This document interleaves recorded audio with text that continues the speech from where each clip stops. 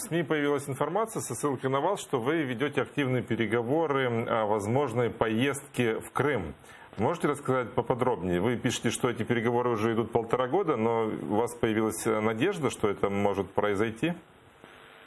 Ви знаєте, да, якщо ми проводимо безумовно перемовини з першої доби, як стала я уповноваженою.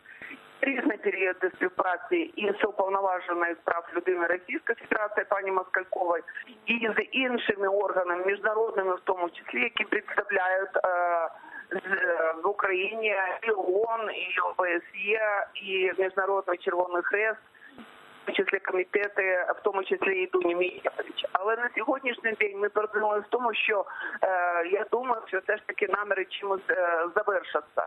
І тому ми не припиняємо це перемовини, що все ж таки нам потрібно, щоб Російська Федерація допустила міжнародні органи. Ви знаєте, вчора була прийнята нова резолюція Організації Об'єднаних Націй, яка говорить про порушення прав людини і громадян України на території окупованого Криму, тому нам потрібно це перевірити. І тому я хочу потрапити до Криму, щоб на власну очі побачити, як же все ж таки дотримуються права людини. Ну а які шанси, що це вийде?